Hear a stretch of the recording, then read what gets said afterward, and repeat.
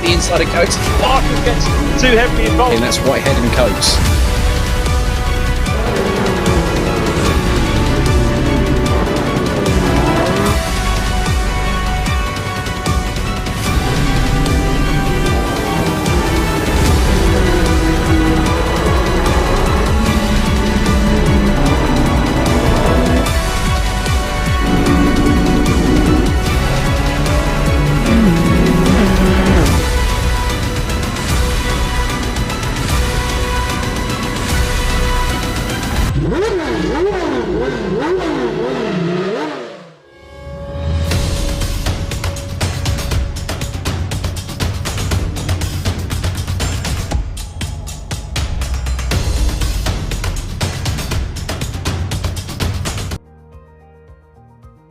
Good evening, everyone, and welcome to round 3 of the Virtual Reality Racing Club, the TT Cup. We are at the Catalunya circuit in Barcelona. I am joined by Steve Proudley. Steve, how are you this evening? I'm very well, mate, and looking forward to some more TT door rubbing. I'm sure the Audi body shops have been busy in the week since we were at Brands Hatch, and now we're over the water at Barcelona, and looking forward to some fantastic racing this evening. Absolutely. We cannot wait. And hopefully everyone that's watching cannot wait either. As you can see on the screen now, so we've got the MotoGP layout. So we've got the slightly extended circuit going into turn 10. That's slightly extended rather than having that tight hairpin. It's going to be a nice long sweeping corner. And also we're missing out the last chicane, as you can see on the screen there. So turns 13, that long right-hander straight into then the last corner. So completely missing that last chicane. That's really going to add something towards basically what people are going to do in terms of strategy and also using their push to passes, aren't they? Yeah, absolutely. I mean, they're going to come out of, towards the start-finish straight. They're going to come on full push to pass, which is a feature of this TT Cup. And I think this straight will give them maximum opportunities to use that push to pass. And, we should see some fantastic overtaking manoeuvres into turn 1.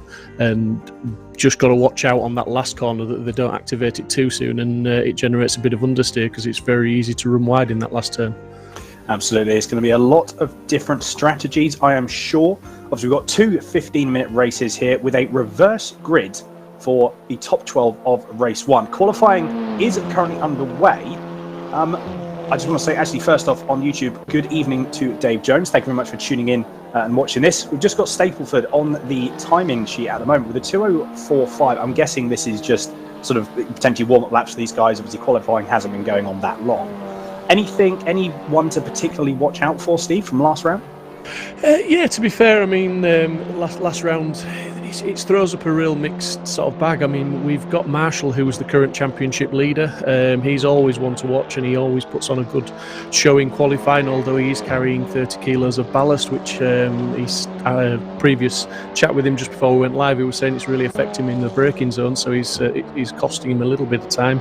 I was talking to Max Edmondson pre-race in the drivers' chat, and he was putting in some reasonable times. Isaac Smith, although this week he's not in his usual VR, he's racing on a screen, so he's maybe going to be a little bit slower than normal.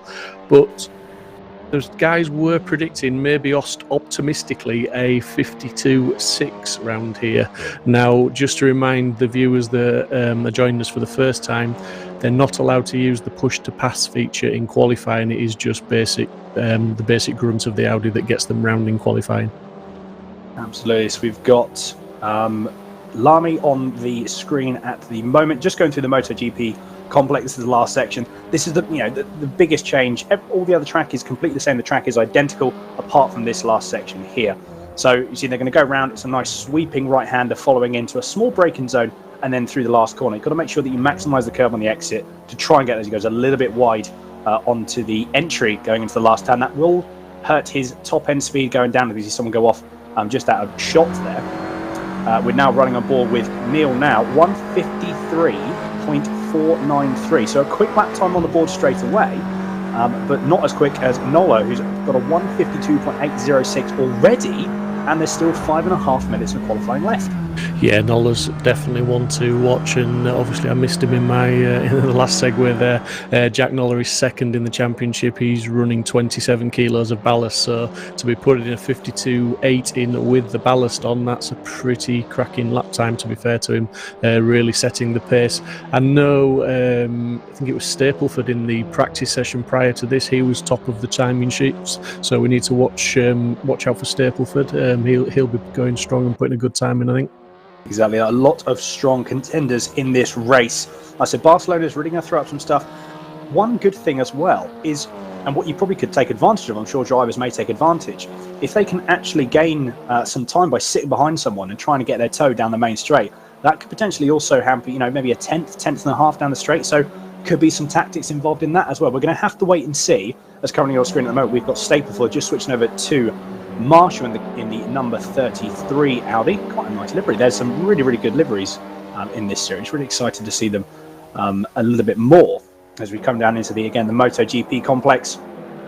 Yeah, and I'm just at the top 8 at the moment at this early stage of qualifying, are just separated by that 1 second as we're on board with Marshall, but I do expect Marshall to get quite a bit closer to that time as Hayden nips in there as well.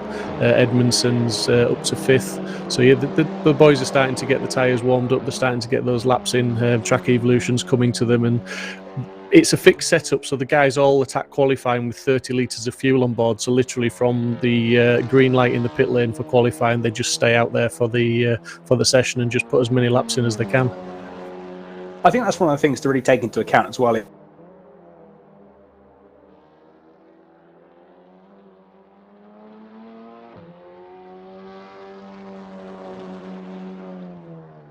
Just seen Brennan now in 3rd place, but look at Stapleford, he's 5 thousandths off the pole position time at the minute. Nola's still on pole with a 1:52.8. Stapleford just 0.005 of a second off. Brennan a further 10th off. Stansfield 3/10. So qualifying's really hotting up now, and the guys are putting in some cracking times.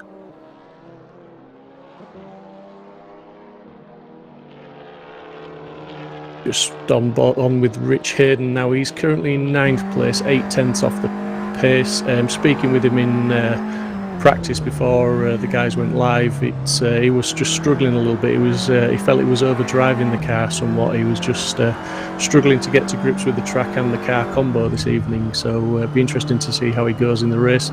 But before that, it'd be interesting to see if he can improve on his time in the last 2 minutes 30 seconds of this qualifying session.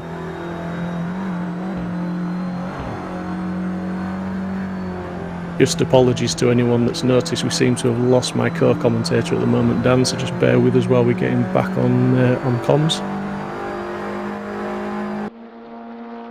Edmondson cracks up into 4th place with a 1:53.058, so he's just 2.5 tenths off now. So the top 4 split by 2.252 of a second. Stansfield in 5th is just 3 tenths off. Rich Smith is 0.316 off, so they're really, really close times now. Still following Hayden around, just seeing if he can improve, but at the moment he's down in 10th, and he's not making any headway on his best time at the minute. Although Marshall's popped up into 4th place, just as I expected. I really did expect Marshall to get a better time in, and he hasn't disappointed. He's just 0.239 off the pole time now.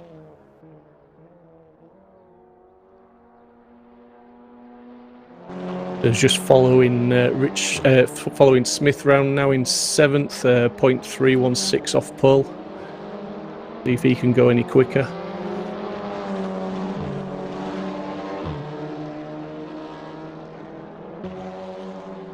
And he needs to find a couple of tenths, and he can literally jump up to 2nd place. It's really crazy close at the moment.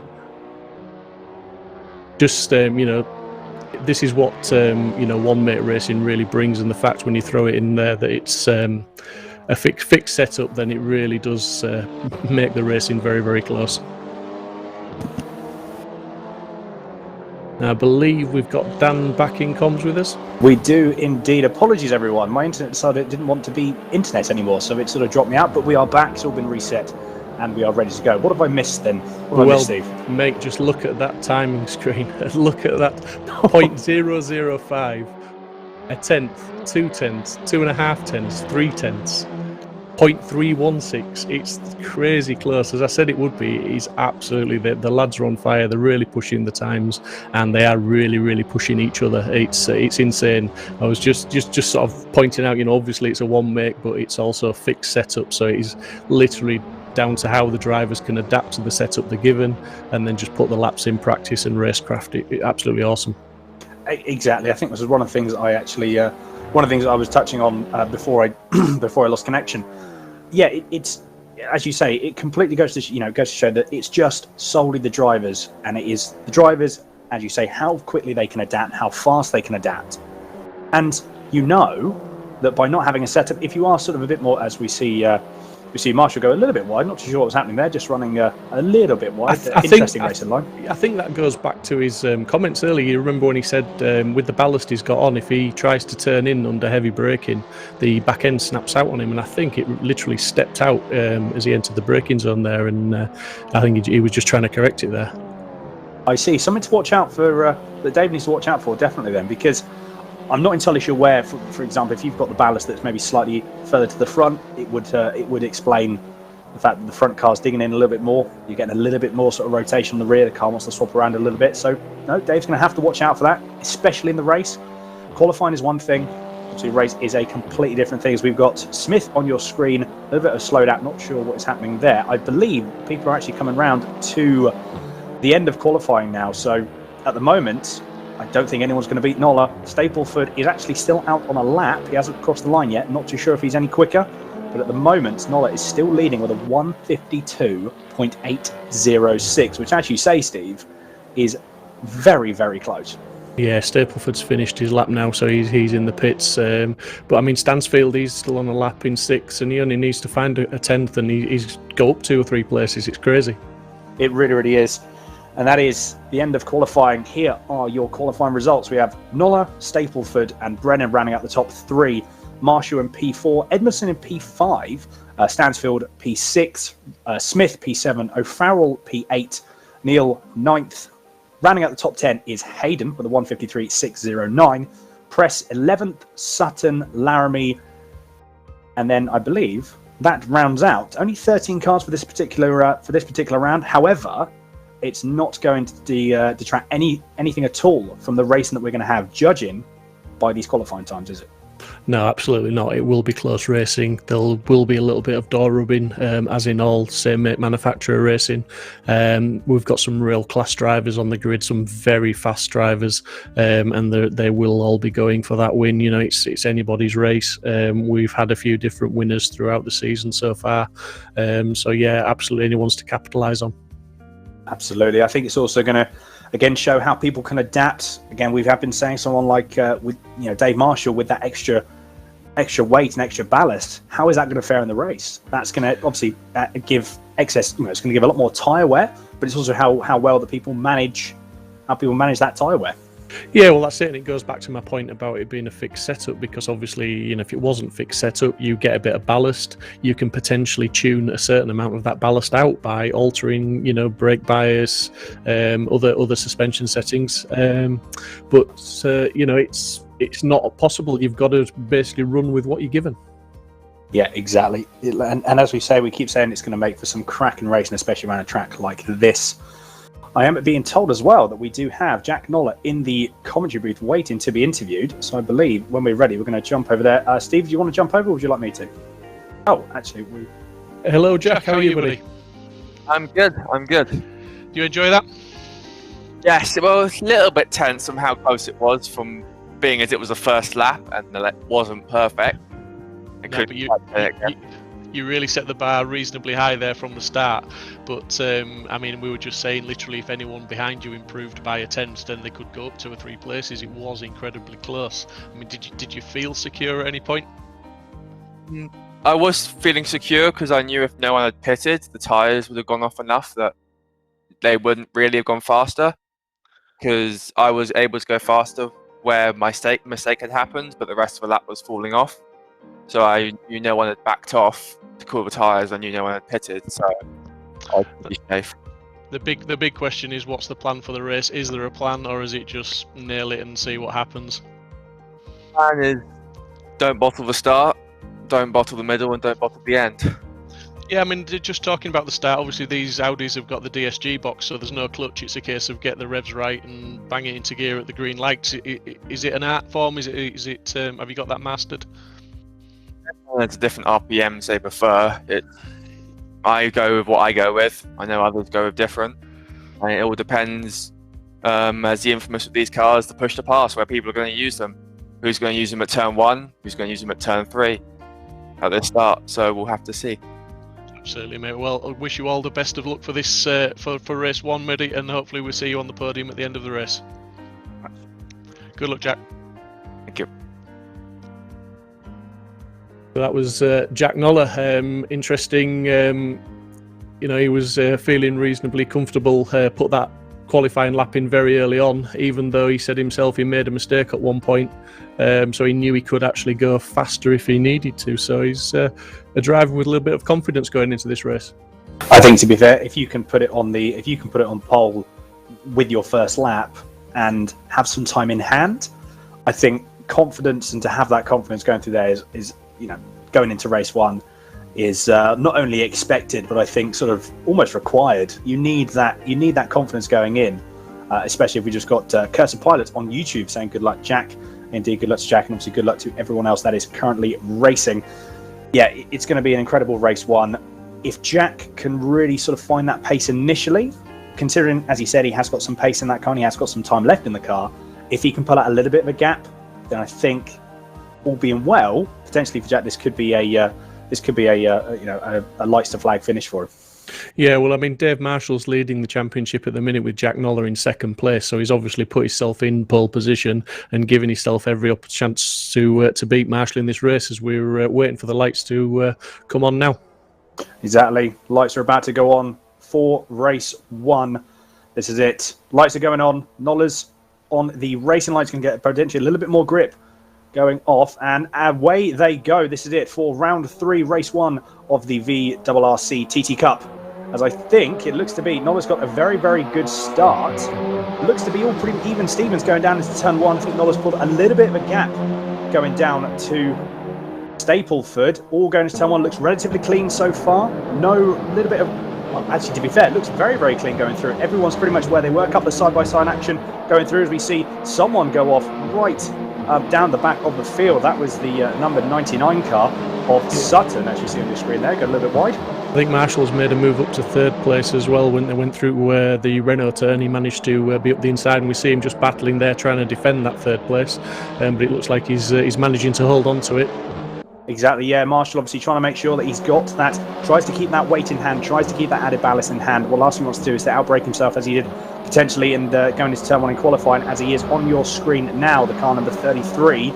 All over the back, though, of Marshall is Brennan. Looks like he's going to try and make a move. Potentially, he's going to make the move going into the MotoGP hairpin. Not too sure. Yeah, and we can just see Marshall's now activated his push to pass, so he's trying to compensate for that extra ballast up the hill there and use a bit more power with the push to pass there to try and stay in front of Brennan. Yeah, absolutely. We actually see there's quite a lot of people using their push to pass, trying to make sure that they can gain track position and try and make sure they can actually also conserve the tyres. We're just now going to go on board. This is with Smith, I believe, in the number 23 car. A little bit of a gap to Brennan, to be fair. Wonder if that could just be where Smith is trying to gain some composure in the tyres, gain some heat into the tyres, and then he can start to push. We've got Sim Racing Holland on YouTube saying would love to join in these cars. It's a very, very cool racing series, and by the looks of it, these are very, very good and fun cars to drive. Yeah, absolutely they are. I mean, the feedback from the drivers is pretty good. They're all positive about them, and they all come back week after week to drive them, as we're down with Larmy in the 96 car, just trying to defend from press by the looks of it. Exactly, just went a little bit wide. I think Press is going to have the move down going into turn 1. He is going to have the inside line, although Larmy, I believe, using his push to pass, but now Press is using his push to pass as well. Now they're both regenning all the way down into turn 1, I think. Yeah, he's got the job done. He has indeed got the job done. So that is Press moving up into P11. what you've got to watch out for. Now, as we see some contact, number 5, that was Hayden and Laramie coming together. Not entirely sure what happened there. I'm sure we'll get a replay of that. But now back on your screen, this is the battle for second place. We've got Brennan trying to go around the outside of Smith. This is going to be a very, very good move if he can make it stick. I don't think he can. Yeah, and that's Marshall out in the front with that ballast. So I'm wondering, obviously we missed something there because Marshall's managed to get up from third place that he'd got, and he's passed up into first now. So and he's running away with that ballast on. I think at the moment Marshall's going to try and capitalise on this as much as he can, while Smith, Brennan and Stapleford are battling currently for P2, of which Smith is leading this train of 5 or 6 cars now. I think Marshall's going to try and run away with it. If he can manage his tyres and manage the ballast that he's got in the car and try and look after them while everyone's battling behind him, I feel that this could be quite good for Marshall. As we see Brennan trying to go around up the inside into the MotoGP hairpin, I think he's got the move done. He has indeed moved up to P2. I think running his team out a little bit wide, that's going to try and put him into the clutches of Stapleford. I think Stapleford's going to try and have the move. He's a very, very late lunge, but he's going to do it. I think Smith, unfortunately, went a little bit wide going into that right-hander, and I think he's just pulled back in. So this is a very, very close race. People are starting to use their tyres up already, though. This is one thing that people have got to be a bit mindful of, as we see, again, a little bit more contact. Stapleford trying to go up the inside of the last corner on Smith. Very, very brave move indeed. Didn't look like he can make it stick, though. No, absolutely not. And just looking down the leaderboard, and we've got Nolla, who was pole sitter and leading at the start of the race. He's now down in 9th, so obviously definitely had an incident to put him that far back, and Marshall's been gifted that lead by the looks of it, as we're just seeing Stapleford trying to go up the inside of Smith, which turned into the outside. So Smith managed to defend that position there. Yeah, exactly. This is the battle.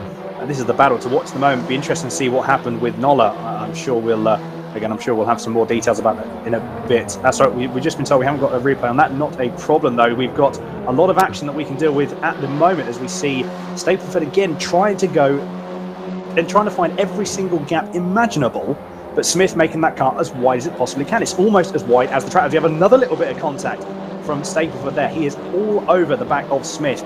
Stapleford's got to watch out, though. At the end of the day, tyres, got to make sure that you conserve your tyres, maybe use them towards the end of the race. Also got push to passes as well, remember. The green bar that you can see there, for those of you who have just joined us and those of you who don't know, the green bar that you can see next to the driver numbers, that indicates how many push to passes everyone has left for these 15-minute races. So we've now got, Smith has got 9, Stapleford has got 8, but now we're going to see Stanfield's going to try and have a move, and he's going to try and gain on the action. So another little bit of contact there again. This is very much rubbing as racing, isn't it? Very touring car style here. And it's actually going to... Oh, sorry, Steve, go on. I was just say absolutely, yeah. They're a bit of door rubbing, but it's all fair in love and war, as they're just trying to get through for those positions on the inside. And we're on board with O'Farrell now, who's just pushing up to 7th place. He's managed to get a move done on Neil, and he's battling all the way through the field. But we can see, as you were saying there, with the green bars and the numbers, some of the drivers are really eating through the push to passes, and some of them are conserving them. So it could get very interesting. Absolutely. I think this is definitely going to be a race that is going to go all the way to the flag, especially as we can see, as Brennan puts in a 152.816. He could be catching up to Marshall. We'll have to see the gap. I believe he is. The gap's just over 1 second. Going to see by the next lap if that starts to come down. So we see the glowing brake disc on the front of Stansfield's car then, trying to maximise as much as he can out of his TT Cup car. Rear of the car looking a little bit worse for wear. I think there's been a little bit of bumping there, but as we see Edmondson now sitting behind. Obviously, these guys are teammates, I believe, judging by the livery. I'm guessing these are teammates Stansfield, Emerson, and Farrell. They are individuals. They are individuals. They're all individuals. But yeah, it's Marshall looks to be he is losing time to Brennan, but Brennan's managed to pull the gap now on Stapleford, so he's in a comfortable second place, which is allowing him to put those lap times in. Although it has to be said, Marshall has got the fastest lap of the race on his last lap with a 52.798, albeit it was only a few thousandths faster than Brennan. But yeah, it's going to be a really good race as this one. Yeah, exactly. And the good thing is we've got another race to look forward to as well. It's even better, isn't it? Not only having one race with this much action, but having 2 races with this much action, especially with the reverse grid of the top 12, as we're going to see potentially Edmondson going to have a look going up the inside of Stansfield into the MotoGP hairpin. I think he's made the move, provided he doesn't go too wide. Although, to be fair, Stansfield's trying to hold it around the outside, ready for the inside of the next right-hander. I think he's going to be able to do it. Very, very close racing. Very fair racing from these two as well, as we see Edmondson back out of it ever so slightly. and that position has been regained by Stansfield. Cracking racing from both of them. It's going to put him in prime position for a good slipstream, though. Hopefully now, and we may just see them activate the push to passes as onto the straight now, and just see what difference that makes to them. Exactly. Looking at the front though, as we've just actually going to go on board with Edmondson, it didn't get the perfect run. He's going to lost a little bit of time there, although has got a gap to Neil behind him.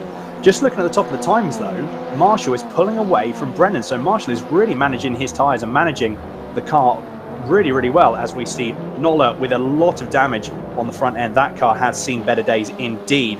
So really, he's just moved up into P6, I believe. So is he going to make any more position? He's 2.7 seconds back from Edmondson, and that's really the next big train, all the way up to Marshall. So it'd be interesting to see. He might have damage though that's really going to be hurting him. I think he might be losing potentially some more positions, as Neil's going to try and go around the outside, and he makes the move even before he gets to the corner. So Nola trying to manage the damage as much as he can, although I think it is starting to hurt him to the point where he is going to lose a few more positions. Yeah, he's trying to battle, but it doesn't seem like he's lost some straight line speed, as it were, and he's really suffering. As under normal circumstances, I'm not quite sure how Farrell would have got that move done on him before they even got to the corner. But he's definitely driving with a lot of damage, but he's trying hard, and he has come back up from 9th, so he's gained a couple of positions from where he dropped down to. So he's still fighting hard, but as you can see now, it's probably more of a defence than an attack at the moment. Absolutely, very much so. This is a damage limitation race for Nola here, as we see. I believe that's going to be Neil going to try and go around the Nola trying to go around the outside, my apologies, in the car number 3. I think he's going to do it. I believe, no, he has back to it. Going to try and make a late lunge, I think. No, again, Nola still managing, even with the damaged car, still managing some very, very good pace. He knows where to place the car. He knows where to put the car. To the point where he just needs to defend enough that he's not compromising his line so much. So really, really trying to maximise as much as he can out of this damaged car. Although I fear, coming down to the start-finish line, this is not the sort of track that you want damage on, especially when it's aerodynamics and you're going to be costing yourself a lot of speed. So it'd be interesting to see if he does lose any more positions. Doesn't look to be that bad though. No, he's got slipstream on this occasion, or just about got a slipstream, and he activated the push to pass, and I think it's just done enough for him to defend that position again. But I think you're quite right, as soon as he runs out of push to passes, then he may start to struggle even more. But interestingly, he's got 2 more push to passes in the bag than the guy chasing him, so he's got a couple left in the bank, so to speak. Exactly. I think for him it's going to be very much for trying to use those at the last possible moment to make sure that he can try and salvage as many positions as he can. As we've got on your screen now, this is the battle for P1. We've got Marshall and Brennan pulling away. They've actually got a fair bit of a gap, almost 2 seconds between Stapleford. So again, cracking drive from Marshall to really capitalise on also everyone battling behind him at the start of the race. But also, again, I don't keep saying it, he's running with, I believe, 50 kilos worth of ballast.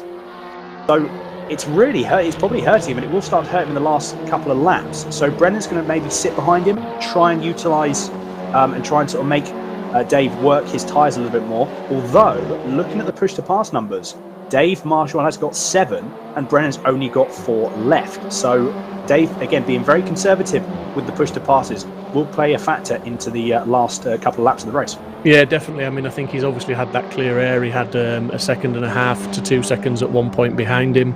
So there'll have been a couple of laps where he probably didn't even need to use it. He was just really saving them so that it's going to allow him to defend in this last 3 minutes and 30 odd seconds of the race. So literally we've got a couple of laps left, plus 1 after the time runs out, and it's going to be close. I think Dave, like I say, he's got 3 more push to passes than Brennan behind him, so he's got that opportunity just to try and stay in front. Exactly. I think potentially, again, if Dave can try and hold back, it could very well be that Brennan's going to try and make the move on the last lap. As we see, that is Smith trying to come up the inside into turn 1 of Nola. It's the last of the late breakers, and it seems to be the late breaker was Smith, although Nola's going to try and come back again. Very, very quick, even with the damage that he has got. Although, again, Smith now trying to go around the outside of turn 3, leading into turn 4. If he can get a good run, which I don't think he has, Nola just managed to cut it off. Although Smith's going to try and get the inside, having a little bit of a look, making sure that Nola knows that he's there, which I'm very much sure he does. But at the moment, Nola still holding on to P7. He's got 5 push to passes. He's got 5 push to passes in hand. As we switch over to the leaders again, Brennan all over the back of Brennan, as we've just been told by race comms. We have got Dave Marshall's tyres are absolutely gone. So really, I think Brennan, it's only a matter of time, even though Marshall has got a lot more push to passes in hand. This could be very much only a matter of time, and Brennan really trying to make the most potential on the last lap. I believe this may be a last lap move as Marshall goes really quite defensive into the MotoGP hairpin. But interesting to see. We've got 2 more laps to go. How is this going to play out? Yeah, I think Marshall could hang on to this. He's a canny driver and he knows how to defend. He's got those push to passes. He's going to use them. And if he keeps driving as defensively as he is, though, Stapleford, albeit 1.8 seconds back, that gap could come down very quickly in the last couple of laps if he defends too much. So I think Marshall will drive his line. He'll use the push to passes. We see they've both activated them now. Dave's trying to negate the slipstream and just run his own pace. He's going to defend it. I'll put my money on Marshall defending this one, to be fair. Interesting indeed. Well, we're going to see, as you can see, Marshall having to brake so much earlier than Brennan, although Brennan just about manages to get it stopped. I feel this is going to be very, very close all the way up to the end, as we see again Smith trying to have a look on Nola, cannot find a way around. Nola again putting his car exactly where it needs to be, defending as much as he needs to, no more, no less. Fantastic racing from these guys and a very, very good defensive driving for Nola. Although, looking at his push to passes, he has still got 1 more. Smith doesn't have any left. So when Nola is going to use that, not entirely sure. Could be down again on that last lap. We see the glowing brake discs of the number 23 car. Really trying to stamp on this guy and just trying to get it stopped. Use as much and maximise everything that he can to try and get past Nola. At the moment, though, it's still not working. Got to be careful though, because Neil is now coming up behind him, as we now just got in the bottom right-hand corner of your screen. This is the rear camera of Nola. Rear camera of Marshall is that one, yeah. I mean, I was just going to say up ahead there with Nola and Smith. Smith's going to have to be careful because Neil's catching them as well, and he's got had 2 push to passes in the bank as well. So he's going to potentially find himself defending on the last lap as well as attacking. I know this is really going to come down to the last lap again. We see Smith trying to go around the outside of Nola into the MotoGP hair, but I don't think he's going to. Actually, to be fair, he might very well make it move again. Nola just putting his car exactly where it needs to be. Smith using about all of the track and a little bit more. Tries to have a look up the inside of the last complex on that right-hander. Still can't quite manage to do it. I feel that Smith is going to have to really make a move and make it stick going down into turn 1. I feel that's going to be his best opportunity while Nola has lost a little bit of straight line speed. But yeah, fair play to Nola, really trying to have this race in hand for P7. As we see Smith go a little bit wide, that's going to open the door up for Neil as he goes soaring past. Smith might even lose a position to Stansfield as well, so that's somebody he's got to contend with. Again, you push too hard and something like that can happen. Going very, very defensive is Smith. I think he's going to make and lose a position to Stansfield, could even lose a position to Press as well that's directly behind him. As you see a little bit of contact, that was a very, very late break from that. May have been a little bit too late from Smith. Certainly used him as a bit of an elbow rest there to get around the corner, didn't he? Elbows out and rubbing against his door panel there.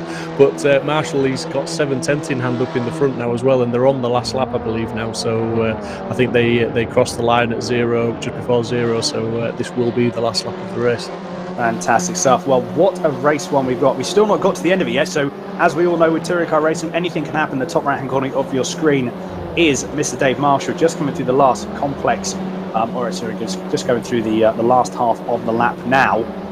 We've got Dave Jones as well, because this is what sim racing is all about. Absolutely awesome. Indeed it is. Indeed it is. Very, very good, close racing. A little bit of sort of rubbing racing, as they say, but at the same time, it's all, excuse me, it's all, people are given as good as they get, I think, and it is relatively safe. We have had a few little bit of incident. I think Smith, just went a little bit too deep, and obviously that has definitely hurt his race quite considerably there. But as we're going through, car number 33, just coming through the last couple of corners, 2 more to go, and then if he can keep it on the track, then Marshall will be taking the win for race 1. 1 more corner to go. And he's on the push to pass as well. He's got absolutely perfect push to pass right over the line. Absolutely fantastic. Dave Marshall takes the race win ahead of Brennan and Stapleford for P2 and 3. Edmondson rounding up P4 with O'Farrell in P5. Nola managing to get up to P6, obviously after that incident that Smith had. He dropped all the way down to P10. So we've got Neil, Stansfield, P7 and P8, Press in P9, Smith bringing up and rounding up the top 10. As we just see on your screen now, we've got Hayden bringing up in P13. I tell you what, as races go, that had pretty much everything. Everything and a little bit more, to be fair. It was great value for money was that one, and we can settle the debt afterwards. Dan, as I said, Marshall won that one, and that's where my money was. But yeah, absolutely fantastic driving from Dave. Really defended very, very well. Did what he needed to do. But you know, not taking anything away from Dave Marshall. The racing throughout the grid was fantastic there. Very, very close and very, very hard. Majority of it was very, very fair. There was some elbows out, there was some rubbing here and there, but it's what we've come to expect with these TTs, and it's quite often what you see with the single make championships. Absolutely. I think this is what we come to expect with touring cars in general as well, isn't it? You know, it is rubbing is racing, and I feel that, you know, this can provide, as we have seen here, some of the best racing that you can actually have. As we see on your screen now are the final classifications. We've got Marshall, who takes the win, with Brennan, Stapleford rounding out the top 3. O'Farrell in 4th. Nolla with a really good recovery drive all the way back up into P5. So very, very good drive from him, with Neil P6, Stansfield P7, Press 8th, Sutton 9th, and Smith rounding out the top 10, with Edmondson, Laramie and Hayden in P11th, in 11th, 12th and 13th respectively. And I believe we do have Dave Marshall in the commentary box now, waiting to be interviewed. So we are going to head over and have a chat with him. Good evening, Dave. How doing, Steve? Yeah, very, very good. I mean, quality drive there, Dave. Obviously, you were starting 4th, I believe it was, on the grid, weren't you? So you had a reasonably good start. You got up to 3rd place very quickly, and just made the most of it. Yeah, I had a reasonably good start. I used push to pass as soon as I got into second gear, and I think I just caught Jordan Brennan just a bit of sleep down the first straight. So got him into turn 1.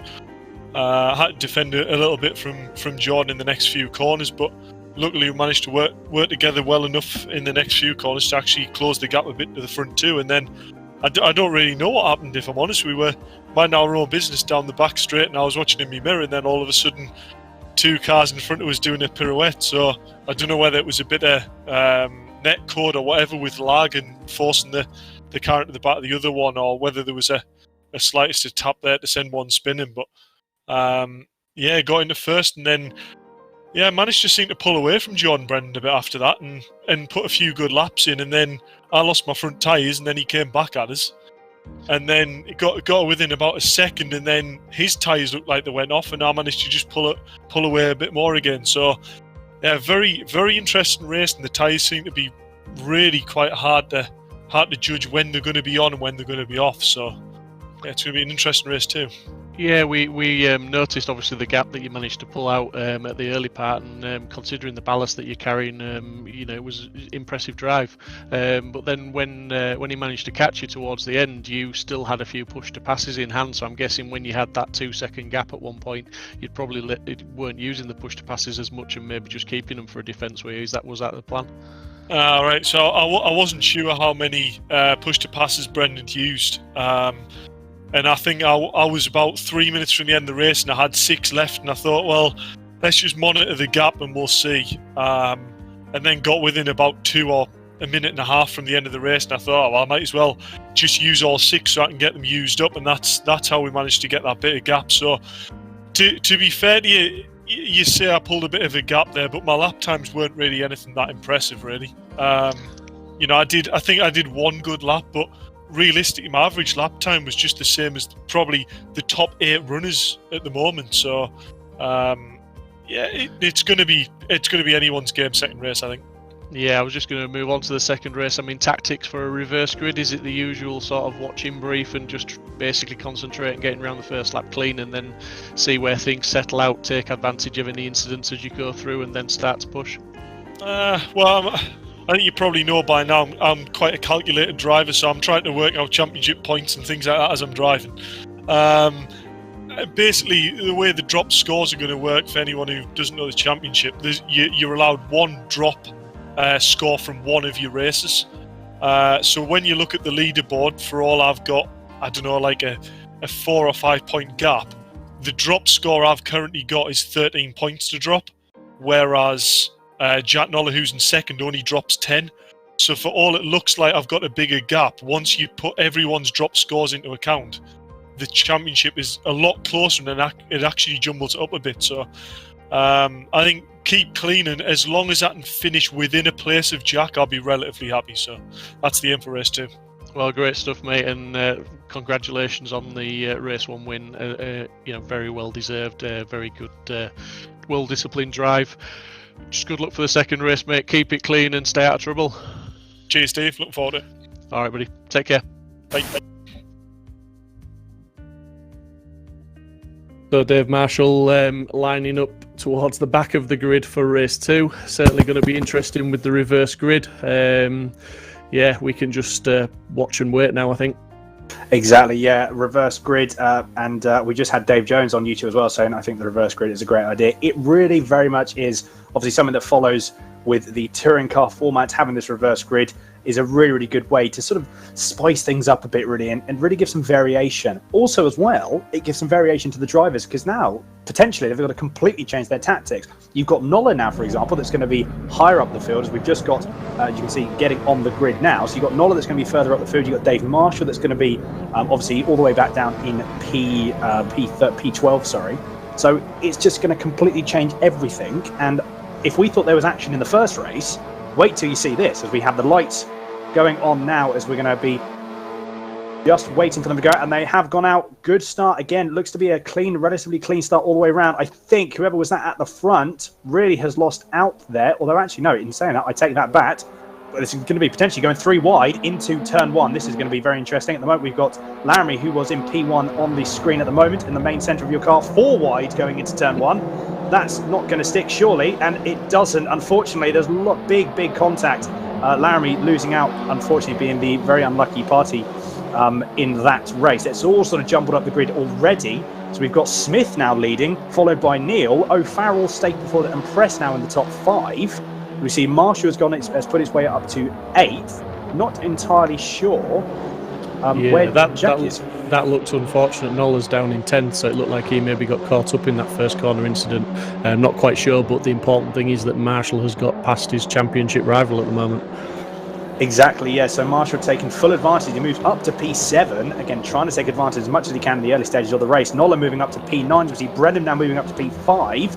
As we've just got on your screen now, Press currently, who has just been passed by Brennan, so he's going to be trying to go up the road. He's 4 tenths behind Stapleford, so potentially a podium could be on here if he really starts to get the hammer down and make up some positions, at least the top 5. All a very big train at the moment. A little bit of a gap to P2. We've got 7 tenths between Neil and O'Farrell between second and third.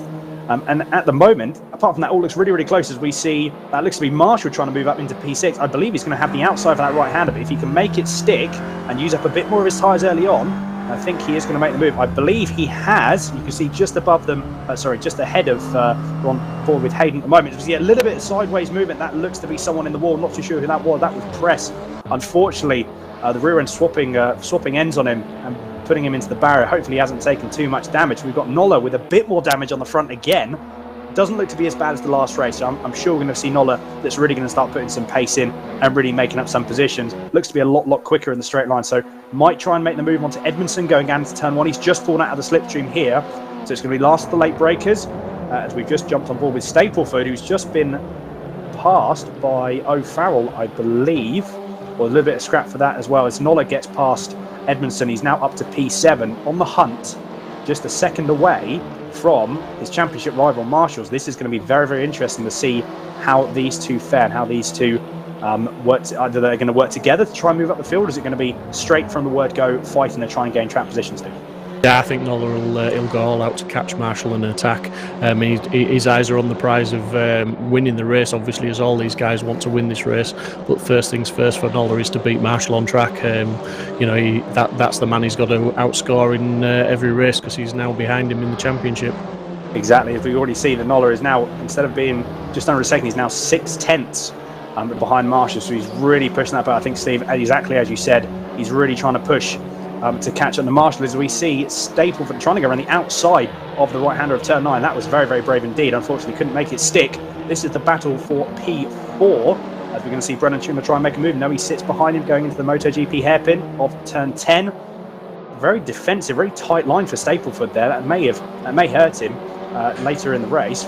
Yeah, he seemed to take a very defensive line, but he caught up to O'Farrell an awful lot through the mid-section of that corner. He carried a lot more corner speed, and although defensive, it still seemed reasonably quick.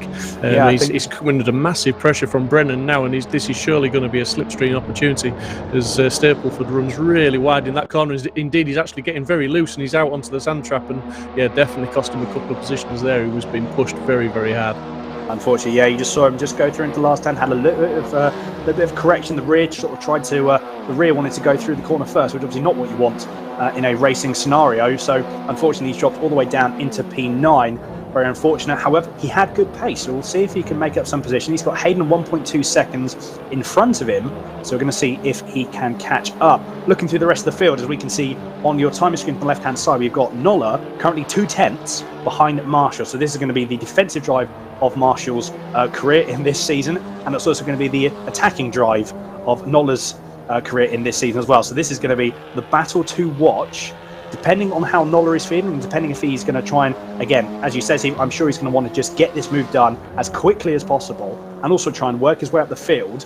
He's only a few seconds behind the top 3, actually only a couple of seconds behind the top 3. So to be fair, at P3, if he has the pace of what he did in qualifying, a podium for him, if he can get past Marshall, is not out of reach. No, absolutely not. And we just saw through the last corner but one there as he was chasing Marshall. Marshall got very loose through the corner. Nothing Nolla could do about it. There was no opportunity to pass, but it just goes to show how hard Marshall's trying in front of him as well. It's all very close. We've got Smith in the lead. He's only 8/10 up the road, which isn't a long way. Then we've got O'Farrell 1.4 seconds back. Brennan's only 6.6 back behind him, and then Marshall 7/10 behind Brennan. So, there's one mistake up front and you can soon gain a few places, and these guys are still pushing very, very hard as Nolla's just 4/10 behind Marshall. Yes, exactly. This is going to be interesting. Also, as well, again, one thing to note with these push to passes, as we see, unfortunately, that is Laramie off. So his race has gone from bad to worse, unfortunately, leading all the way down, currently now in P13. Very much a shame there. Hopefully he can salvage potentially something.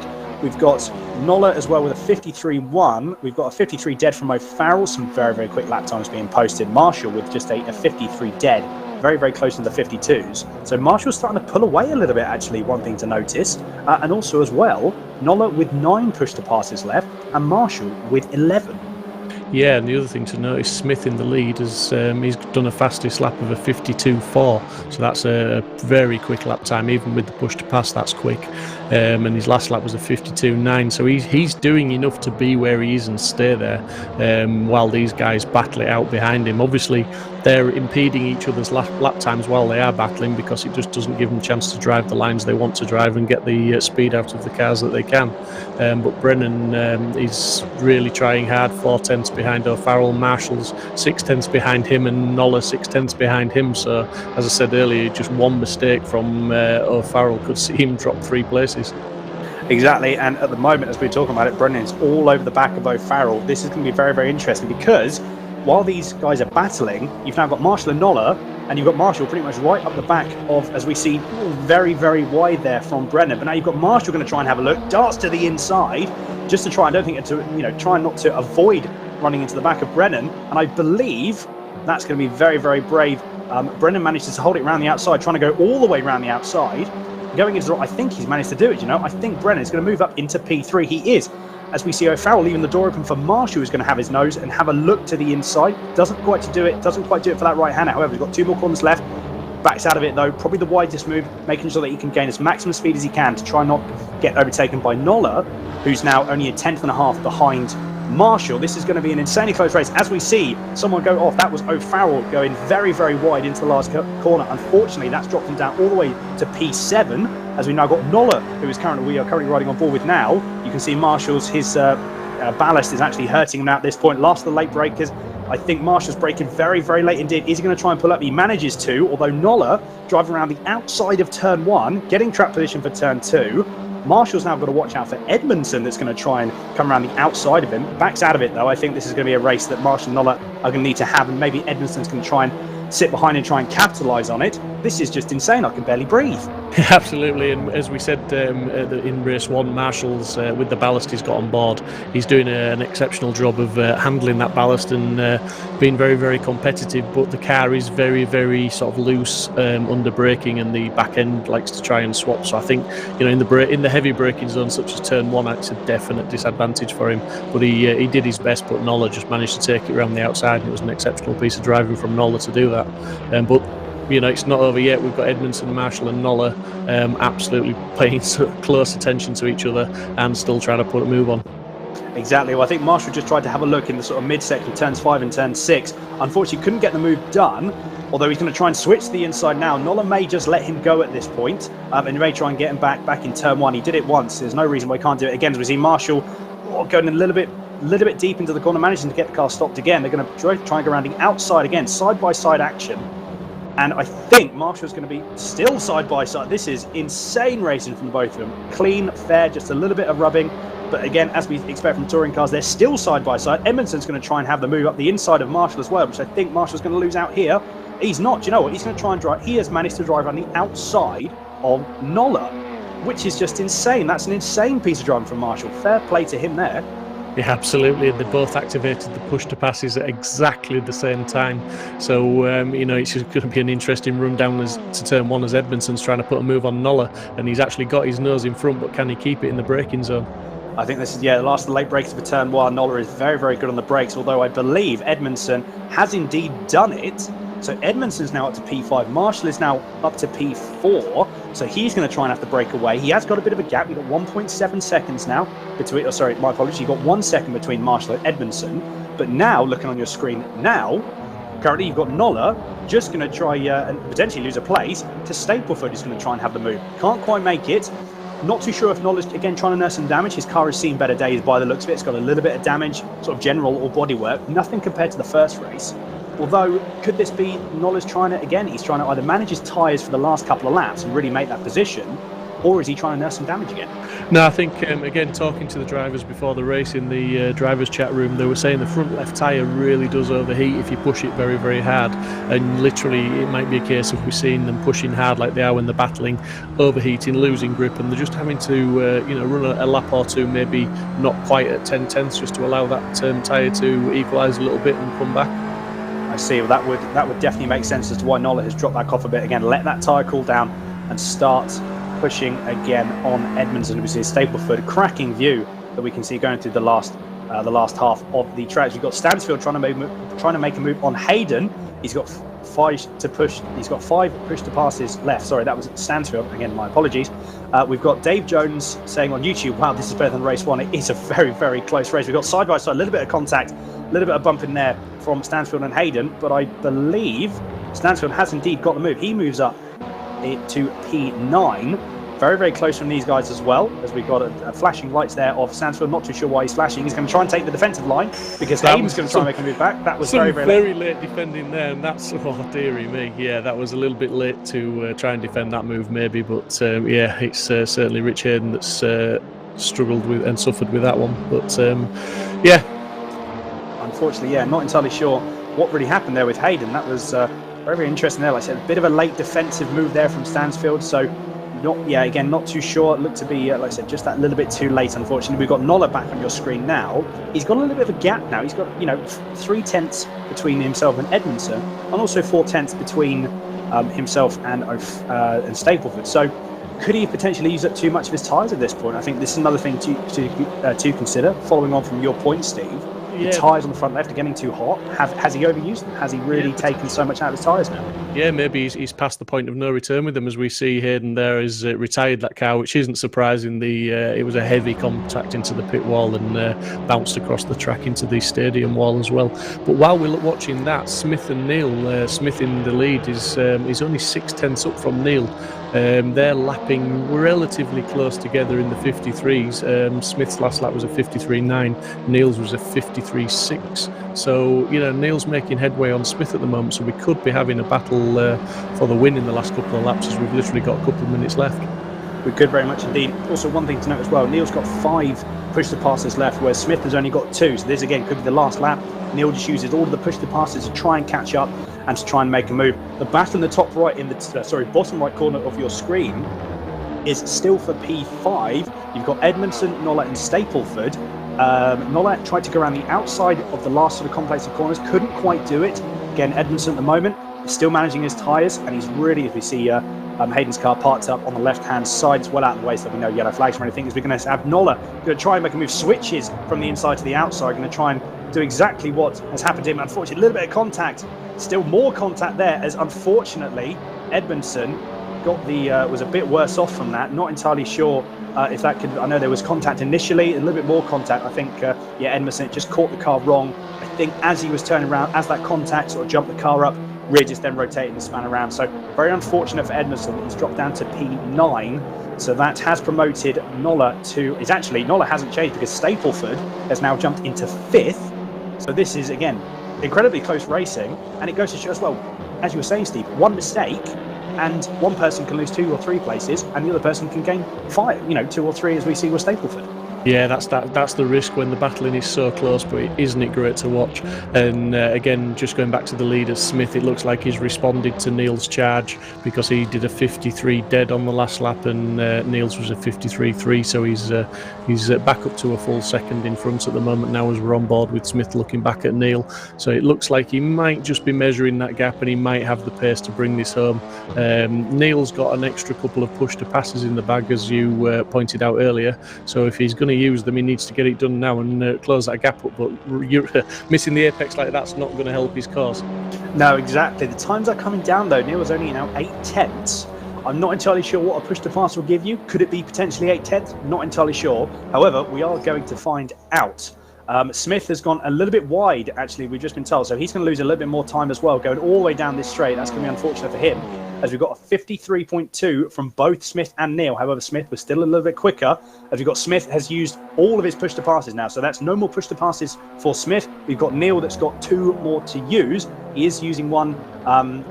Where he's going to use them, I don't know, but he's only got a lap to use it. This is going to be very, very close. If Smith can hold his line, he can do the same lap times that he's been doing before. Smith will get it.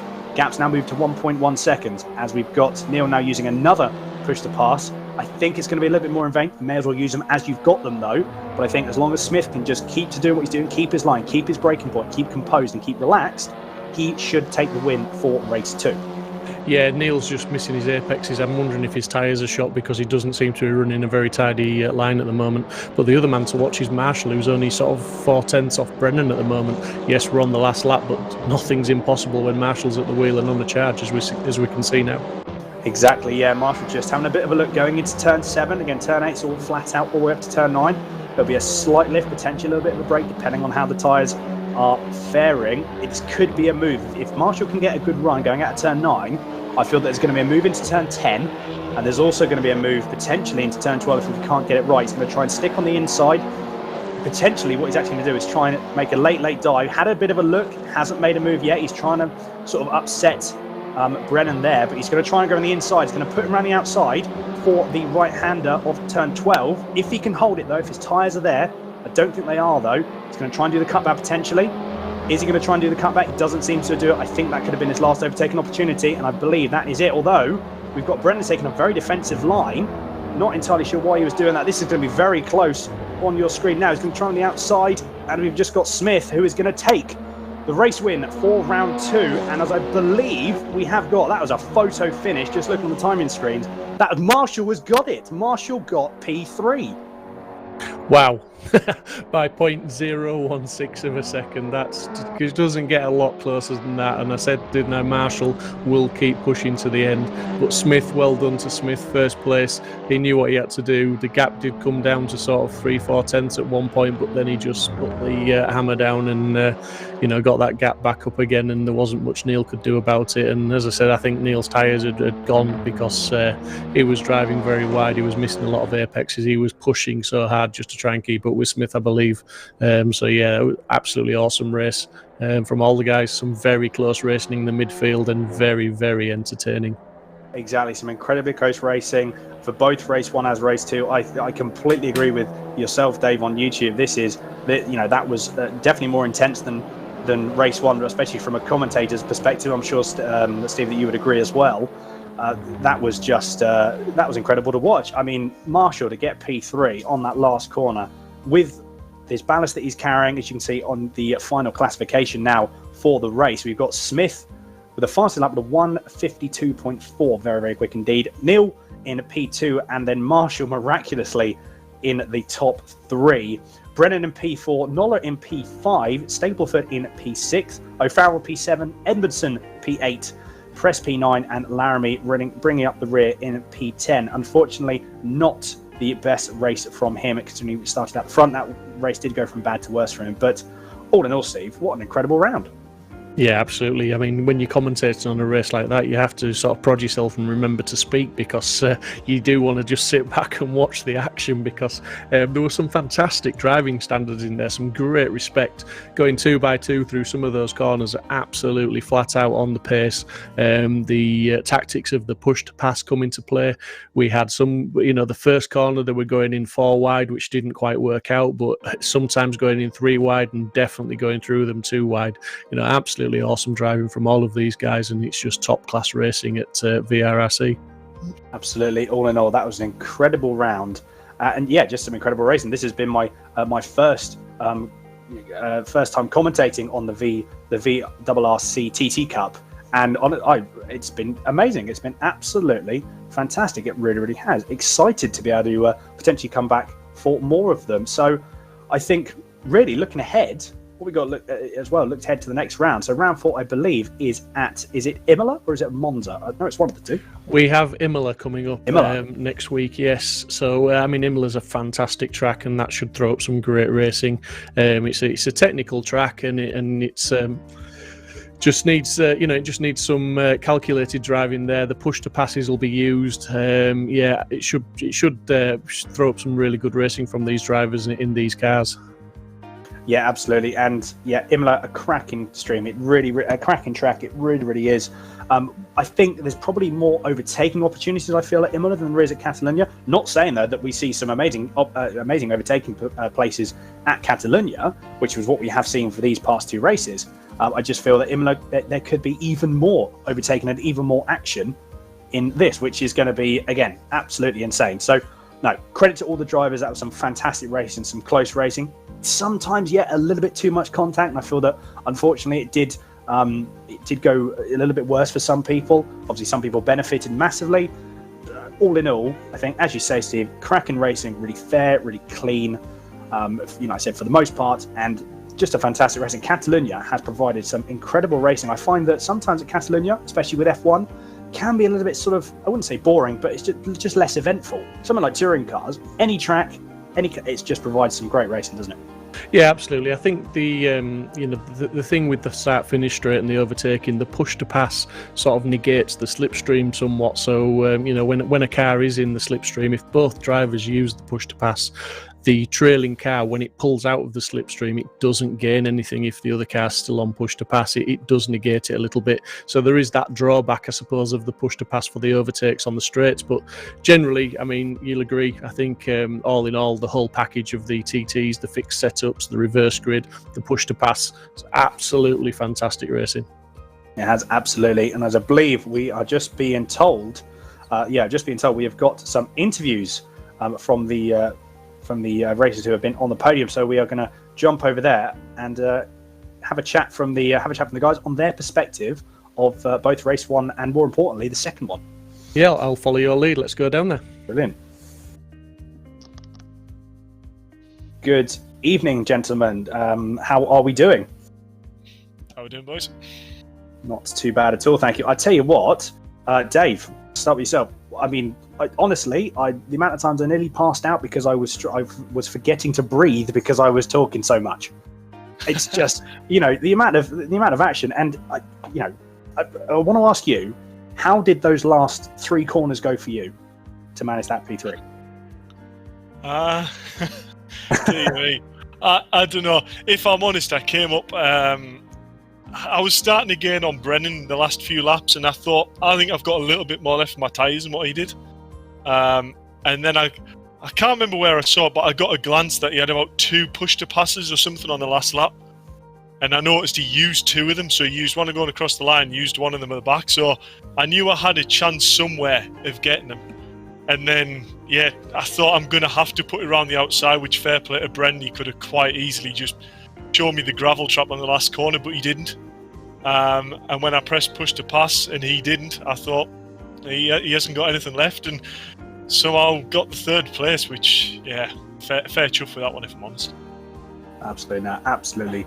Really, really incredible stuff. And both myself and Steve, you know, we were just on the edge of our seats for the entire race. And that, you know, for yourself as well as everyone, it was just, there was so much action going on. Is this giving you a bit of a confidence boost now for the next round going to Imola? Yeah, I mean, it's definitely looking favourable for the championship now. It's looking quite good. Yeah, I mean, Imola's always been a favourite track of mine. I think the TTs are going to be particularly leery around it with the curb hits and what have you. But it's whenever you get these TTs up there, some serious speed, that the back end seems to get a bit lively. So yeah, Imola could be interesting. But that mid battle that went on during that race between me and Jack Noller, my God, like that's just racing respect. Like, I put around the outside of him a few times and he gave us room, and he did the same. And, you know, it's one thing trying to push for position and, you know, trying to win hands over, but you know, when you have racing respect and you know, you just actually enjoy the racing side of things instead of always trying to get the best result possible, then, you know, that's when the best action comes out, really. Absolutely, no, fantastic. Steve, anything to add from yourself? Just great driving, Dave. As you say, you've said it all there, buddy. Great respect shown, and there's some fantastic driving from all of you guys out there. The midfield battle in particular was absolutely awesome for most of that race. It didn't end until you crossed the line by, I don't know, a few thousandths of a second for 3rd place. Absolutely fantastic, you know, and that's not taking anything away from the guys that won the race, because you know, the 2 guys in front of you, it was just awesome racing throughout the field tonight. Brilliant, fantastic. I mean, we were lapping a fair good pace, to be honest with you. We were lapping sort of the 53 zeros, and sort of Garth was my sort of reference point, if you like, and lap after lap he was in the same place, so we weren't really gaining on the front 2.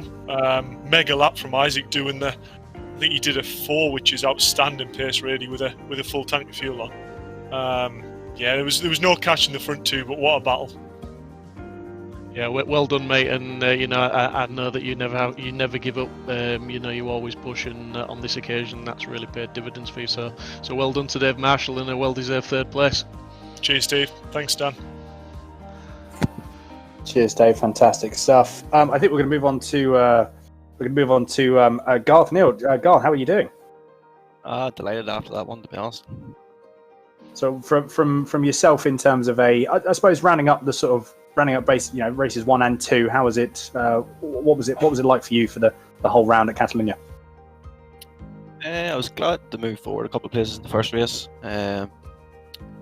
Didn't think I was going to get that far up, to be honest. In the second race, I think I started about 7th or 8th. Bit of carnage in the first corner. Managed to come straight through the middle of about 4th spinning into 2nd. So I was just hoping to prove that I had pace up front, like I had a Brands when I was leading, but I made a silly mistake, so it was good redemption. Good, no, absolutely. I think it was definitely one of those things where, you know, the pace was definitely there. Really was. You know, what was Catalunya like for you? Is it one of a track that you prefer, or is it something that is it a track that you're glad now it's out of the way with? I had no preference coming in, but I knew it was more on pace here than the other places with the other guys. I guess maybe that was the third race, you know. It was only my first day using online. I was using VR for the first time as well, racing. That really helped as well. See the impacts better, more consistent lap time, so well done, David. Brilliant stuff, absolutely. I was going to say, Gath, towards the end of that race, when you were sort of looked like you were catching Isaac a little bit at one point, you did a couple of laps that were a little bit quicker, but then he seemed to respond and go. But from where we were watching, it looked like your tyres had gone towards the end of the race as well. It really looked like you were struggling to sort of get the car turned in and maintain the line through the corners. Was that the case? Yeah, that's really true. The tires are in the draw. I never look at the tires. I just try and make every lap the fastest. I think that's just the best way to do it, personally. I don't try and manage things. Just keep. You'll have to forgive me for saying you were looking a bit scruffy towards the end on the commentary, then, mate, because it definitely looked a little bit like your tyres were gone. From where we were watching, it looked like you were struggling just a little bit to keep it as tight as maybe Isaac was in front of you. It just seemed to be that was making the difference. But nevertheless, as you say, it was a fantastic drive to come from where you did to finish second on the podium, and again, well deserved, mate. Great drive. Yeah, thanks very much, guys. Cheers. To the podium winner, race winner Isaac Smith, and well done, mate. Cheers, it definitely wasn't easy. No, well, we understand you were using new equipment this evening, obviously not on a rig you're familiar with as well. Yeah, so I've been today to Rich at VRRC, so I'm using his equipment today, which is amazing, to say the least. It's very different to what I use, so obviously I'm using a direct drive today, and normally I use VR, but I've been using the screen, which I found quite difficult to figure out. I'd say we was on for a podium in race 1, but sadly we got a little tap, and yeah, we came through in the second race for a win, so it was a good night. Yeah, so it's got to be you got to take away the fact that is a great result. As you say, when you're used to VR, it's very difficult to go back to a screen because you do seem to lose that sort of depth of perception a little bit with it. And as Garth just saying there, the VR does seem to allow you to be more consistent. But no, well done, mate. I mean, absolutely fantastic. And were you aware at one point that Garth was catching you towards the end and you sort of put the hammer back down again, or was it just you were running your own race out in front anyway?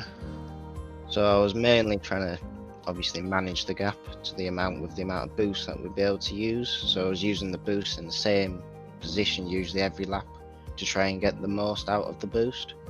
So that's really what paid off in the end. If I didn't do that, I think Garth would have been on my bumper and may have had a chance to overtake me. Yeah, great stuff. I mean, are you looking forward to the next round at Imola? Yeah, it's going to be great. Great stuff. Anything from you, Daniel? No, just going to say, Isaac, really, really well done in race 2. To be fair, considering you were adjusting to completely new equipment, absolutely fantastic. So very, very well done indeed. Thank you. So, and I believe as well we do have Mick Sutton in here as well. So Mick, if you can hear us, how are you getting on? Oh, I believe he could very well. He's muted by the looks of it, I think. Hello. Oh, there we go.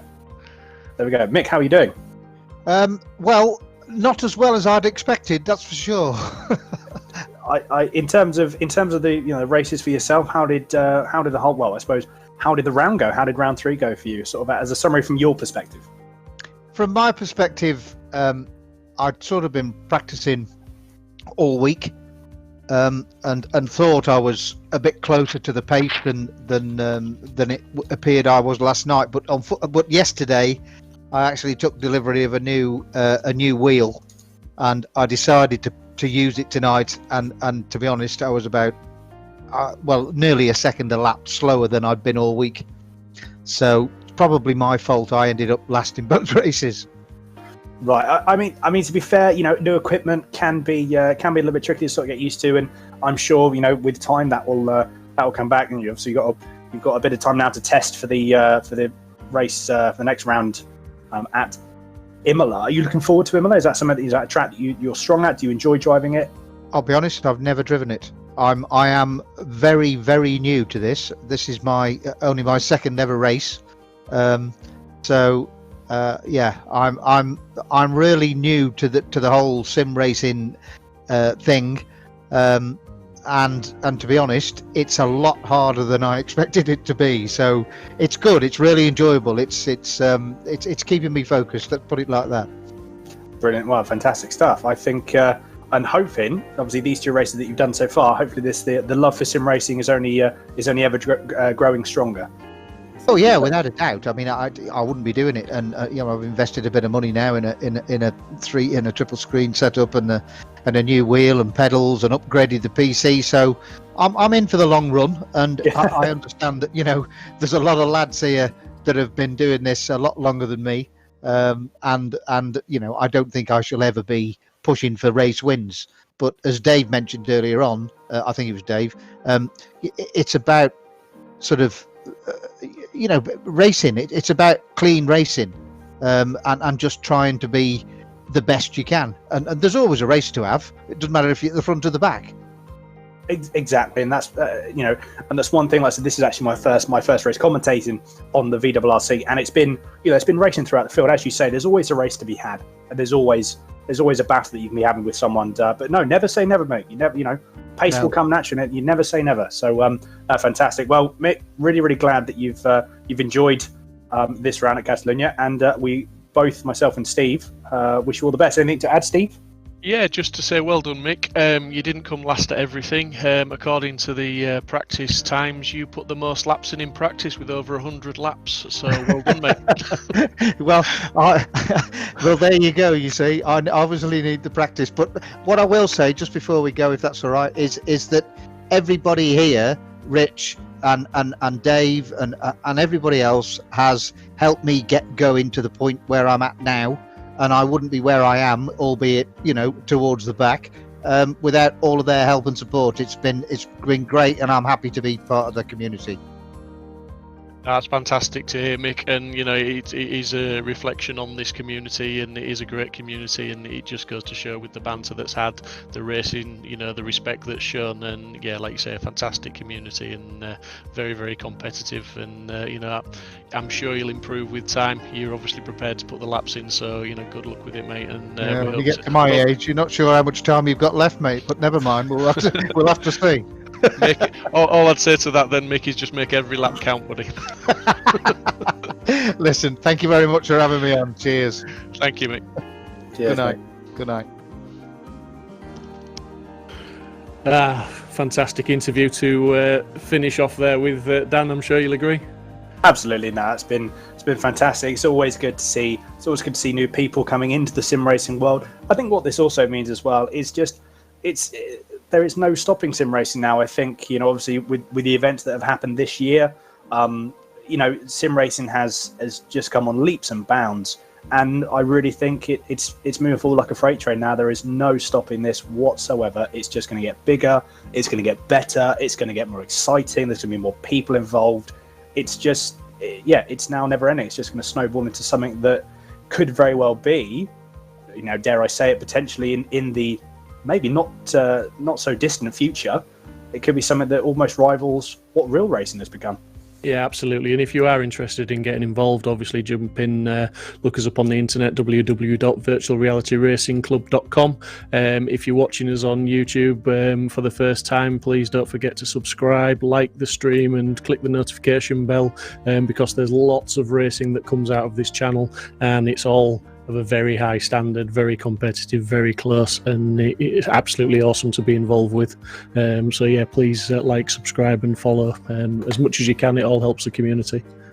Exactly, as Steve said, just to echo that statement, at the end of the day, the support that everyone has, that is watching, that is commenting, that is liking everything, all the support that you guys provide is an absolutely amazing thing, and it just helps the community grow. And no, it's been absolutely fantastic. Well, Steve, it has been an absolute pleasure. It's also been a pleasure to everyone, to speaking with everyone that's been watching. And I just want to say another big thank you to everyone that has watched this round. But we're going to wrap it up here. So from myself and Steve Proudley, this is the end of the round 3 of the Virtual Reality Racing Club at Catalunya. All being well, we will see you for the next round at Imola. So take care, everyone, and stay safe. Good night.